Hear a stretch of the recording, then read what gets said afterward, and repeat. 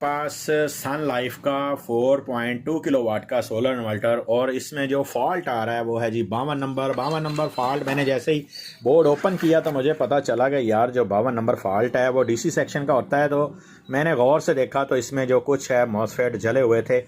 तो अब ये डीसी साइड ब्लास्ट होने की वजह से ऑन भी नहीं हो रहा। जैसे ही मैं इसको ऑन करने की कोशिश करता हूँ यहाँ से बैटरी वाली साइड से स्पार्किंग होती है और जिस कस्टमर का है वो कहता है कि भाई जैसे ही हम बैटरी वाला ब्रेकर ऑन करते हैं तो ये फौरी गिर जाता है। बैटरी वाला ब्रेकर जो है और एक आग सी निकलती है तो फौरी गिर जाता है। इसका मकसद ये हुआ कि भाई जान इसकी डीसी सेक्शन जो है आपस में शॉर्ट हो चुकी है। इसकी जो माइनस प्लस होती है वो शॉर्ट हो चुकी है, आपस में क्रॉस हो चुकी है। तो उसकी वजह से यहाँ पे शॉर्टेज आ चुकी है यानी कि क्रॉस आ चुका है। तो ये आपका ब्रेकर गिरेगा ही गिरेगा। इसमें बेहतरीन तरीका ये कार है कि आप इसको ओपन करें, ओपन करके चेक करें कि इसकी डीसी साइड ब्लास्ट है तो मैकेनिक से रजू करें।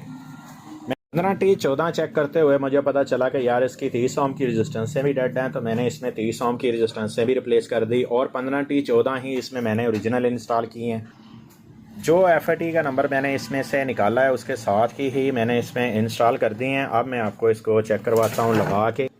ये 24 वोल्ट का सेट है और जब मैंने इसके साथ दो बैटरियां अटैच की हैं 24.6 वोल्ट दिए हैं तो इसने 230 वोल्ट आउटपुट दिखा दिया है। ये हुआ है जेन्युइन तरीके से, ओरिजिनल तरीके से रिपेयर, क्योंकि जो इसमें से मैंने पार्ट्स निकाला था सेम टू सेम मैंने इसके साथ का ही पार्ट इसमें इंस्टॉल कर दिया। तो ये माशाल्लाह से जेन्युइन तरीके से रिपेयर हो गया।